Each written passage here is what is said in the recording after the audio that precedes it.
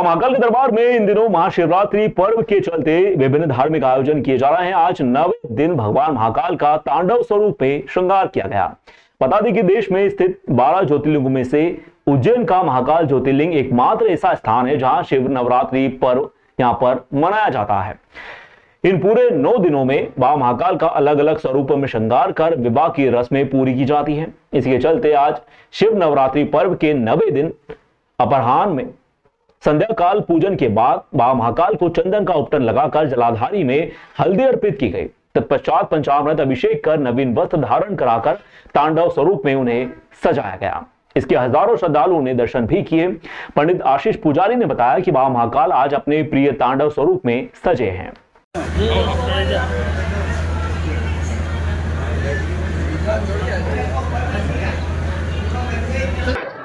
बोल महाकाल महाराज की जय। महाशिवरात्रि नवरात्रि का सबको आशीर्वाद। महाशिवरात्रि के उपलक्ष्य में भगवान महाकालेश्वर को यहाँ पर नवरात्रि मनाई जाती है। जिस प्रकार माता जी के मंदिर में नवरात्रि मनाते हैं, उसी प्रकार भगवान महाकालेश्वर के मंदिर में 12 ज्योतिर्लिंग में से सबसे बड़ी महाशिवरात्रि की नवरात्रि यही मनाई जाती है। शिवरात्रि के अंतर्गत ही 9 प्रकार के श्रृंगार होते हैं। उसी के अंतर्गत आज भगवान महाकालेश्वर को शिव तांडव का श्रृंगार किया गया है। आज प्रदोष है और प्रतिवर्ष के अनुसार भगवान महाकालेश्वर को हम लोग तांडव का श्रृंगार करते हैं। सभी भक्तों को आशीर्वाद देते हैं। महाकालेश्वर का आशीर्वाद। कल महाशिवरात्रि पर्व है। हम लोग कुंभ नहाने गए थे, वहाँ का जल लेके आए। सब जन कल्याण के लिए, परिवार कल्याण के लिए, सुख शांति के लिए, विश्व में शांति के लिए वो भगवान को जल चढ़ाएंगे और आनंद से सबको आशीर्वाद देंगे। जय महाकाल।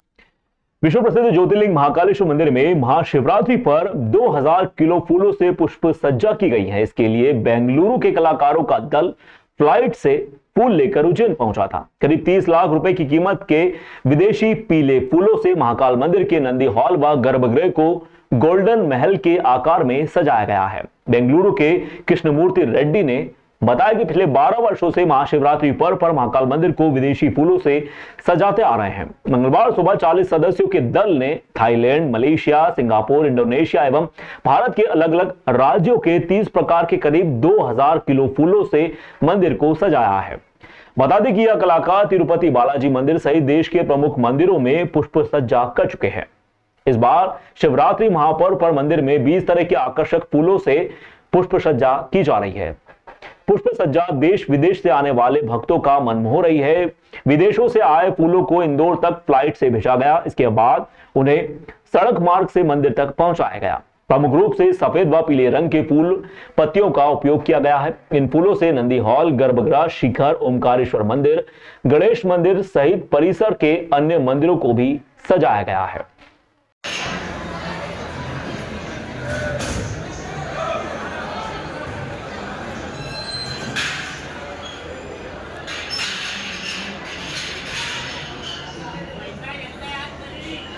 हम बेंगलुरु से आए हैं। इसमें सारे बहुत चीज़ का फूल है। कार्नेशन, आर्किड और एंथोरियम, लिलिम्स, बाद में गोल्ड मेरी है और लिलिम है। सारे फूल है और पैरेट्स है और मली है, जैस्मिन है और सारे फूल हैं। मतलब कितने फूल है, कितने कुंटल फूल लेके आए हो? ये 3 कुंटल, कम से कम 3 कुंटल तो है। कितने वर्षों से आप आ रहे हैं यहाँ पे? ये 12 साल से है। एकदम महाकाल मंदिर में आप फूलों से सजाने का किस प्रकार से आपको कोई बुला ले लिया? तो कोई सेवा रहती है कि मतलब कि निःशुल्क देता है? नहीं, सेवा है, सेवा। 26 फरवरी को महाशिवरात्रि का पर्व मनाया जाएगा। एक दिन पहले से ही श्री महाकालेश्वर के दर्शन के लिए भक्तों की भीड़ उमड़ना शुरू हो जाएगी। अनुमान है कि करीब 10 लाख श्रद्धालु दर्शन के लिए यहां पर पहुंचेंगे। महाशिवरात्रि पर बाबा महाकाल के दर्शन के लिए श्रद्धालु को लगभग 2.5 किलोमीटर की पैदल यात्रा करना होगी। मंदिर के पट सतत 44 घंटे तक खुले रहेंगे। मंदिर रोशनी से जगमगा रहा है। सुरक्षा के भी पुख्ता इंतजाम किए हुए हैं। उज्जैन के विश्व प्रसिद्ध श्री महाकालेश्वर मंदिर में महाशिवरात्रि का पर्व शिव नवरात्रि के रूप में मनाया जाता है। यहाँ 17 फरवरी से 26 फरवरी तक शिव नवरात्रि उत्सव मनाया जा रहा है। 26 फरवरी को मंदिर के पट खोलेंगे जो 44 घंटे सतत खुले रहेंगे। शिव नवरात्रि के दूसरे दिन दोपहर 12 बजे भस्म आरती की जाएगी। ऐसे में श्रद्धालुओं की सुविधा व सुरक्षा को लेकर पुलिस प्रशासन ने तैयारियां पूरी कर ली है। संभाग आयुक्त, एडीजी, डीआईजी, कलेक्टर, पुलिस अधीक्षक, महाकाल मंदिर प्रशासक ने तैयारियों का जायजा लिया। पुलिस व प्रशासन को अनुमान है कि महाशिवरात्रि पर्व पर करीब 10 लाख श्रद्धालु व महाकाल के दर्शन करने के लिए उज्जैन पहुंचेंगे। दर्शन मार्ग पर मंदिर प्रशासन ने लाल कारपेट बिछा दिए हैं। श्रद्धालु क्रमबद्ध लाइन से दर्शन कर सके, इसके लिए बैरिकेडिंग बड़ी संख्या में लगा दी गई है। महाकाल के दर्शन के लिए भील समाज की धर्मशाला से नरसिंह घाट तिराहे पर स्थित गंगोत्री गार्डन से मंदिर में आम लोगों को प्रवेश दिया जाएगा।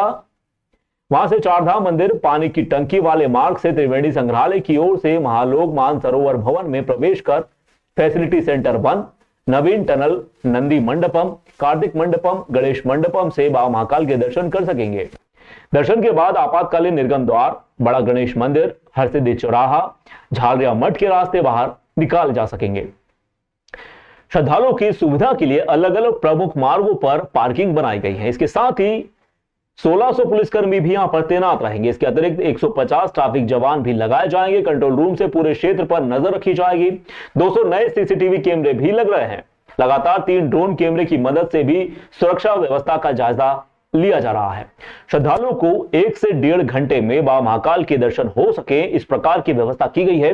मंदिर से बिकने वाला लड्डू प्रसाद कम ना हो, इस बात के भी प्रबंध किए गए हैं। श्रद्धालुओं को पीने का पानी, छाया व आराम मिल सके, ऐसी व्यवस्थाएं भी यहां पर की गई हैं।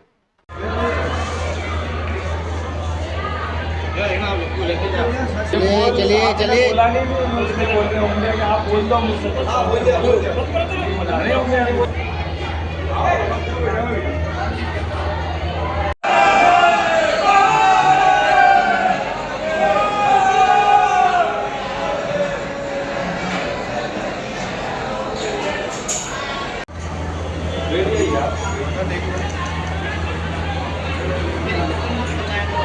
कल 26 तारीख को उज्जैन में श्री महाकालेश्वर मंदिर में महाशिवरात्रि का महापर्व मनाया जाएगा। इसको लेकर के पूरे मंदिर को सजाया गया है। बाबा का श्रृंगार अभी चल रहा है। रात को 2:30 बजे पट खुलेंगे और उसके बाद भस्म आरती होगी और दिन भर पूजन का क्रम चलते रहेगा। श्रद्धालुओं की व्यवस्थाओं को लेकर के पार्किंग्स बनाई गई हैं। कर्कराज पार्किंग के पास से श्रद्धालुओं को प्रॉपर मैटिंग के साथ बैरिकेड में आने की व्यवस्था की गई है। प्रॉपर पानी की व्यवस्था, वॉशरूम्स की व्यवस्था, चिकित्सा सुविधा, इमरजेंसी एम्बुलेंस व्हीकल्स इत्यादि सब तैनात किए गए हैं ताकि श्रद्धालुओं को कहीं पे भी कोई समस्या न जाए। हमारा ये टारगेट है कि हम लोग बड़ी सुगमता से 1.25 से 1.5 घंटे में श्रद्धालुओं को दर्शन करें। सर वीआईपी के लिए क्या व्यवस्था? जो वीआईपी की सूची आती जा रही है, अभी जीआईएस मीट भी चल रही है और जीआईएस मीट से भी कई लोग यहाँ पर आने वाले हैं। तो जैसे जैसे सभी वीआईपी की सूची आती जा रही है वैसे वैसे उनका प्रोटोकॉल की व्यवस्था करके उनको म्यूजिकल सेंटर करा करके फिर नंदी हॉल से दर्शन कराने की व्यवस्था की जाती है। महाशिवरात्रि के पावन पर्व पर बाबा महाकाल के दर्शन की व्यवस्था आज हमारे द्वारा खुद पैदल चल के कर्कराज पार्किंग से पूरी टीम के साथ पूरी व्यवस्था को देखा गया। सभी जगह मैट, टेंटिंग, सफाई, पीने के पानी की व्यवस्था, एम्बुलेंस की व्यवस्था, फायर ब्रिगेड की व्यवस्था, तो सभी व्यवस्थाओं का सभी विभागों के साथ निरीक्षण किया गया। हमने खुद उसको टाइम भी किया है। 40 से 45 मिनट में सभी श्रद्धालुओं को दर्शन हो जाए, इस प्रकार की व्यवस्था हमारे द्वारा की जा रही है। टोटल 1600 पुलिसकर्मी करीबन 14 सेक्टर्स में डिप्लॉय किए गए। ट्रैफिक की व्यवस्था इंटरनल और आउटर सेक्टर्स दोनों पर लगाई गई है। पर्याप्त मात्रा में डाइवर्जन्स और पार्किंग को आइडेंटिफाई किया गया। मुझे लगता है किसी श्रद्धालु को किसी प्रकार की अव्यवस्था का सामना नहीं होगा। मैं मीडिया के साथियों के माध्यम से अनुरोध करता हूं कि अगर कोई किसी को छलावा या झांसा देता है तो ऐसे झांसे में ना आए। नियमित कर्कराज के एंट्री पॉइंट से बैरिकेड में एंटर करें। आपको लेस देन 45 मिनट्स से दर्शन कराने का हम लोग पूरा प्रयास करें। सर कई चोर गैंग यहाँ पर सक्रिय होती है जब भीड़ होती है, तो उनसे बचने के लिए क्या उपाय? आज सुबह से ही हमारी जो सिविल की टीम है, क्राइम की टीम है, वो लगातार आसपास के क्षेत्र में, मंदिरों में, सभी जगह पर पकड़ धकड़ कर रही है। कुछ लोगों को ऑलरेडी गिरफ्तार भी किया गया है। आसपास के जो डेरों हैं वहाँ पर भी दबिश दी गई है। मैं श्रद्धालुओं से भी अपील करना चाहूँगा कि अपनी मूल्यवान वस्तुओं को अपने निवास के स्थान पर या अपने होटल या लॉज जहाँ भी आप धर्मशाला में रुके हुए हैं वहाँ पर छोड़ते हैं। बाबा महाकाल के दर्शन जब करने आप आए तो स्वतंत्र मन से और स्वतंत्र होकर दर्शन करें। मध्य प्रदेश में 12वीं बोर्ड परीक्षा मंगलवार से शुरू हो गई है। उज्जैन में भी परीक्षा कड़ी सुरक्षा के बीच में शुरू हुई। जिला शिक्षा अधिकारी आनंद शर्मा व सहायक शिक्षा अधिकारी गिरीश तिवारी ने बताया कि परीक्षा 25 फरवरी से 25 मार्च तक प्रातः 9 बजे से 12 बजे तक निर्धारित 78 परीक्षा केंद्रों पर संचालित की जाएगी। जिला शिक्षा अधिकारी आनंद शर्मा व सहायक शिक्षा अधिकारी गिरीश तिवारी ने जानकारी दी कि माध्यमिक शिक्षा मंडल द्वारा आयोजित सत्र 2024-25 की हाई स्कूल एवं हायर सेकेंडरी पूर्व शिक्षा में डिप्लोमा, DPSE एवं शारीरिक शिक्षा प्रशिक्षण पत्रोपाधि परीक्षाओं का आयोजन मंडल द्वारा जारी परीक्षा कार्यक्रम अनुसार कक्षा 12वीं की परीक्षा 25 फरवरी से 25 मार्च तक तथा हाई स्कूल परीक्षा 27 फरवरी से 21 मार्च तक प्रातः 9 बजे से लेकर 12 बजे तक निर्धारित 78 परीक्षा केंद्रों पर संचालित की जाएंगी। मंगलवार से 12वीं का पहला प्रश्न पत्र संपन्न हुआ। कड़ी सुरक्षा के बीच छात्र अपने सेंटर पर पहुंचे और परीक्षा दी। विभाग द्वारा परीक्षार्थियों एवं परीक्षा संपन्न कराने वाले स्टाफ को प्रवेश करने में असुविधा न हो, इस हेतु पुलिस अधीक्षक को केंद्रों के बाहर आवश्यक व्यवस्था करने हेतु पत्र के माध्यम से अवगत करवाया गया। बोर्ड परीक्षा में जिले में 78 कलेक्टर प्रतिनिधि, 78 केंद्राध्यक्ष, 78 सहायक, 11 प्रेक्षक बनाए गए। रिजर्व CS, ACS 30, निरीक्षण दल 40, पर्यवेक्षक 1000, संकलन अधिकारी 25 बनाए गए हैं। साथ ही एस्मा एक्ट भी मूल्यांकन समाप्ति तक 31 मार्च या अप्रैल दूसरे वीक तक लागू रहेगा। परीक्षा ड्यूटी में लगे कुल स्टाफ की संख्या 1500 रहेगी। कक्षा 10वीं में 24,176, कक्षा 12वीं में 15,599 छात्र शामिल होंगे। कुल परीक्षा केंद्र 78 बनाए गए हैं। माध्यमिक शिक्षा मंडल की आज से परीक्षाएं आरंभ हुई हैं और प्रातः 9 बजे से 12 बजे के बीच में प्रथम पेपर था 12वीं का, जिसमें हिंदी का प्रश्न पत्र था आज। उसमें हमारे ज़िले के कुल 78 केंद्र 78 हमने निर्धारित किए हैं। इन केंद्रों में बच्चों ने परीक्षाएं दी हैं और मैंने भी कुछ केंद्रों पर भ्रमण किया है, देखा है, निरीक्षण किया है। बच्चे बहुत अच्छे से कर रहे थे, ऐसा प्रतीत हो रहा था कि उनकी तैयारी अच्छी है। ख़ास बात यह है कि हम लोग चूँकि थोड़ा अभी ठंडक भी है मौसम में, और इस कारण से बच्चे ज़्यादा कंफर्टेबल समझ में आए और अच्छा लिख रहे थे और सरल पेपर से उनकी परीक्षा आरंभ हुई है, तो इस कारण से भी उनका कॉन्फिडेंस लेवल अच्छा रहेगा, ऐसा हमको लग रहा है। शुरुआत में अगर सरल पेपर होता है और उनका अच्छा जाता है तो बच्चे आगे के पेपर में डिमोटिवेट नहीं होते हैं और बहुत अच्छा करते हैं। 78 केंद्रों की परीक्षा में कहीं से भी कोई ऐसी शिकायत हमको नहीं मिली है कि कोई UFM अनफेयर मीन्स यानी नकल प्रकरण कोई बना हो। हालांकि केंद्र पर प्रश्न पत्र के डिब्बे ओपन करने के पहले सारे स्टाफ के केंद्राध्यक्ष, सहायक केंद्राध्यक्ष सहित वहां उपस्थित जितना भी हमारा अमला है, सभी के मोबाइल सील्ड करने का निर्देश है। तो सील्ड करने के कारण वो जब तक कॉपियां पैक नहीं हो जाएंगी तब तक वो मोबाइल नहीं खोले जाएंगे। लिहाजा रिपोर्टिंग भी इस प्रकार की हमारे पास अभी तक प्राप्त नहीं हुई है। हालांकि परीक्षा जब आरंभ हुई है तो रिपोर्टिंग कलेक्टर प्रतिनिधियों के माध्यम से हुई है कि सभी सुचारू व्यवस्थित ढंग से हो गया है। अच्छी उपस्थिति बढ़िया रही। मैंने 6 केंद्र देखे महाकाल क्षेत्र के तीनों। वहाँ पर कुछ इशू भी था बच्चों के आने जाने का, तो ADM सर ने अच्छी व्यवस्था कर दी, सारे बच्चे व्यवस्थित पहुँच गए। नियमित बच्चे तो 100% उपस्थित हैं। उसमें प्राइवेट जो 1-2 केंद्र देखे उसमें कुछ उपस्थिति कम है, 20-22 ऐसी कम रहे। बढ़िया है, अच्छे से परीक्षा शुरू हुई है। उज्जैन विक्रम व्यापार मेला 2025 की तैयारियों का जायजा लेने के लिए नगर निगम सभापति कलावती यादव, कलेक्टर नीरज कुमार सिंह ने विक्रम व्यापार मेला स्थल का निरीक्षण किया। इस दौरान उन्होंने इंजीनियरिंग कॉलेज मैदान पर विक्रम मेला कार्यक्रम स्थल का निरीक्षण किया, आवश्यक दिशा निर्देश अधिकारियों को दिए। इस निरीक्षण के दौरान जिला पंचायत CEO जयति सिंह, ADM प्रथम कौशिक, विक्रमादित्य शोध पीठ से श्रीराम तिवारी, नगर निगम आयुक्त Ashish Pathak, smart city CEO Sandeep Shiva, उप संचालक कृषि एवं अन्य अधिकारी यहां पर मौजूद रहे। विक्रम व्यापार मेले ने देश भर में आयोजित मेलों में प्रमुख स्थान हासिल कर लिया है। इसकी प्रसिद्धि देखते हुए 14 राज्यों के 50 से अधिक लोकल उत्पादों के स्टॉल मेले में हस्तशिल्प एवं हथकरघा शिल्पियों द्वारा लगाए जाएंगे। उज्जैनी विक्रम व्यापार मेला 2025 में हस्तशिल्प एवं हथकरघा शिल्पियों द्वारा 50 स्टॉल लगाए जाएंगे। इसमें मध्य प्रदेश के सहित 14 राज्यों के शिल्पियों द्वारा ऑनलाइन आवेदन प्रस्तुत कर लॉटरी प्रक्रिया में भाग लिया गया। इसमें 281 आवेदन प्राप्त हुए। लॉटरी के माध्यम से 50 शिल्पियों का चयन हुआ है। शिल्पियों में मूलतः मध्य प्रदेश से आने वाले शिल्पियों को उनके उत्पाद व विक्रय हेतु स्टॉल आवंटन को प्राथमिकता प्रदान की गई। इसमें रेशम विभाग के रेशमी वस्त्र, हस्तशिल्प विभाग से बटिक प्रिंट, आजीविका मिशन LRLM के स्व सहायता समूह के उत्पादन, इसमें पारंपरिक मंडना, गोबर से बने विभिन्न प्रकार के उत्पादन आदि को सम्मिलित किया जा रहा है। हथकरघा विभाग की शिल्पी इसमें चंदेरी, महेश्वरी साड़ी बुनकर समिति की बेडशीट आदि भी सम्मिलित हैं। इसके अतिरिक्त अन्य राज्यों से आने वाले शिल्पियों में पंजाब से पारंपरिक जूतियां, ड्रेस मटेरियल, उत्तर प्रदेश से बनारसी साड़ी, चिकन वर्क, नागालैंड से dry flower, wooden, glass beads, jewellery, black metal work, readymade वस्त्र इत्यादि सम्मिलित किए गए हैं। उज्जैनी विक्रम व्यापार मेले में विभिन्न विभागों की प्रदर्शनी भी यहां पर लगाई जाएंगी। मध्य प्रदेश के ग्रामीण इलाकों से बड़ी संख्या में उज्जैन पहुंचे परंपरागत पटेलों ने पटेल पद का स्थायी नियुक्ति पत्र जारी करने की मांग को लेकर चक्का जाम कर प्रदर्शन कर दिया। उन्होंने पटेल सम्मान निधि नहीं मिलने से नाराज होकर शांति पेले चौराहे पर प्रदर्शन करते हुए धरना दे दिया। प्रदर्शन में शामिल पटेलों ने हाथों में PM Modi, CM doctor Mohan Yadav, doctor Bhimrao Ambedkar के फोटो लिए सड़क पर बैठकर नारेबाजी की।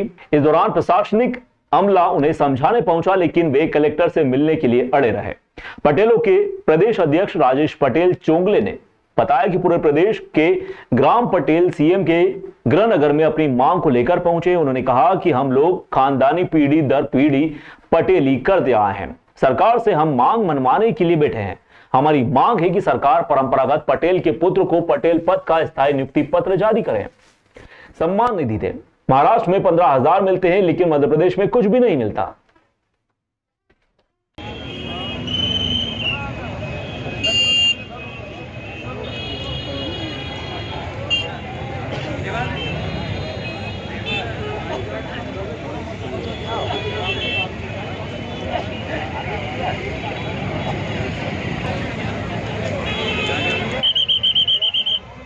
मध्य प्रदेश के हम खानदानी ग्राम पटेले जो प्रत्येक जिले से यहाँ आए हैं और हम खानदानी परंपरागत पटेलों को सरकार स्थायी नियुक्ति पत्र और परिचय पत्र जारी करे और उनके सम्मान में सम्मान निधि दे। इन बातों को लेकर के हम लोग यहाँ खानदानी ग्राम पटेल लोग एकत्रित हुए। हमें सम्मान निधि के तौर पर चाहे सरकार 1 रुपया दे दे, लेकिन दे। सरकार की नीयत का हमें पता लगाना है कि क्या सरकार हमारे प्रति निष्ठावान है, क्या सरकार की हमारी प्रतिनीति सही है।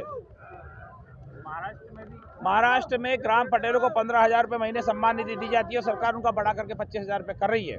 छत्तीसगढ़ सरकार भी पटेलों के लिए काम कर रही है, लेकिन मध्य प्रदेश सरकार को हम यही चाहते हैं कि सरकार की अगर नीति हमारे प्रति सही है तो हम लाखों की बात नहीं कर रहे, 1 रुपया हमें सम्मान के तौर पर दे और हमारे परंपरागत पटेलों के पद को सहेजे। अब ये जब तक चलेगा, जब तक हमारी क्षमता है, जब तक हमारे शरीर में सक्रियता है और जब तक हम इसको चला सकेंगे, मतलब हम हमारी मर्जी से इसको नहीं तोड़ेंगे। उज्जैन के रामघाट पर सोमवार रात आसमान में भगवान हनुमान की दिव्य जीवन यात्रा की भव्य 3D होलोग्राफिक प्रस्तुति दी गई। इसे देखने के लिए सीरियल के सभी एक्टर सहित बाल हनुमान बना कलाकार भी मौजूद रहा। उज्जैन के रामघाट पर सोमवार रात आसमान में हनुमान जी उड़ते हुए नजर आए। सोनी चैनल ने अपना पौराणिक धारावाहिक वीर हनुमान का लॉन्च बिल्कुल ही अलग तरीके से किया।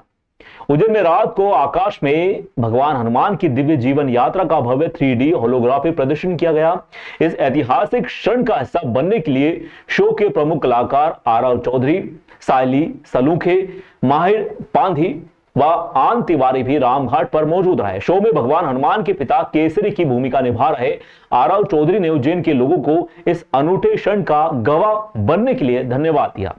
उन्होंने कहा, मैं बेहद उत्साहित हूं कि हम भारत में पहली बार 3D होलोग्राफी स्काई प्रोजेक्शन के साथ इतिहास रचने जा रहे हैं। उज्जैन आकर इस ऐतिहासिक पल का हिस्सा बना। वीर हनुमान ऐसा ही एक शो है जो दर्शकों को न केवल पर्दे पर बल्कि वास्तविक दुनिया में भी अद्भुत अनुभव प्रदान करेगा। 11 मार्च से सोमवार से शनिवार रात 7:30 बजे सोनी सब पर वीर हनुमान नामक सीरियल का प्रसारण शुरू होगा।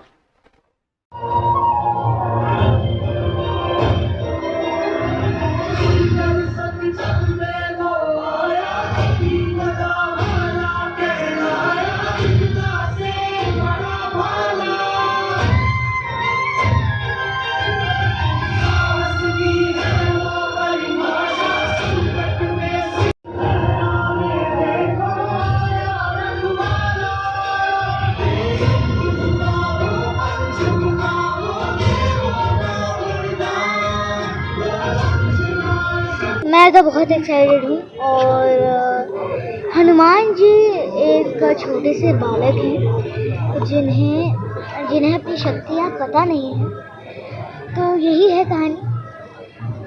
नटखट भी एक आपका स्वरूप रहेगा इस हाँ, पूरी है ना। आपको इसमें नटखटपन भी दिखेगा, आपको इसमें वो इमोशन भी दिखेगा, ड्रामा भी दिखेगा, कॉमेडी भी दिखेगा, सब कुछ दिखेगा। आपको जब पता चला कि हनुमान का रोल आप प्ले करेंगे तो कैसा महसूस हुआ? सबसे पहले मेरी मम्मी ने वहाँ खड़ी हैं, मेरी मम्मी ने सबसे पहले मेरी बुआ को बताया, फिर मेरी बहन को बताया, फिर मेरे पापा को बताया, फिर मुझे बताया। तो बहुत एक्साइटेड हूँ और था। हमारा शो वीर हनुमान 11 मार्च को मंडे टू सैटरडे प्रतिदिन 7:30 बजे आ रहा है सोनी सब पर। और इससे पहले सोनी सब पर ही मैंने रामायण किया है, जो पूरे भारतवर्ष ने सबने बहुत ही उसे पसंद किया और मेरे किरदार महाराज दशरथ को बहुत प्यार और बहुत सम्मान मिला है। और अब स्वास्तिक प्रोडक्शंस और सोनी सब के साथ में वही जो हमारी एक पारिवारिक जर्नी है, उस यात्रा को आगे बढ़ाते हुए मैं प्रभु बजरंगबली हनुमान के पिता श्री केसरी का किरदार निभा रहा हूँ। और आप पीछे हमारा शो की जो तैयारी चल रही है उसका म्यूज़िक सुनिए, रोंगटे खड़े कर देने वाले ऐसा लिरिक्स और ऐसा संगीत है। और विजुअली भी हमने जो सीन्स शूट किए हैं बहुत उम्दा है, बहुत बेहतरीन है। 11 मार्च को सोनी सब पे हम एक नया शो लेके आ रहे हैं वीर हनुमान, जिसमें मैं बाली और सुग्रीव का कैरेक्टर प्ले कर रहा हूँ। 2 भाई, 2 characters completely opposite and it's been a beautiful journey, क्योंकि हम एक नए तरीके से आपको स्टोरी सुनाएंगे ताकि बड़े बूढ़े और बच्चे, जिनको स्पेशली आजकल के बच्चों को जो कहानी नहीं पता, अगर आप इंटरनेट पे भी जाएंगे आपको बाली सुग्रीव के बारे में नहीं पता है और कैसे हनुमान जी की जर्नी में उनके जन्म के बाद से लेकर कैसे इन्वॉल्व थे, क्या क्या कहानियाँ हुई। और I feel this is going to be a new way of introducing and reintroducing you to our own culture. किस तरह की नई चीज़ इस बार इस सीरियल में देखने को मिलेगी? ये मैं आपको 11 तारीख के बाद बता पाऊँगा।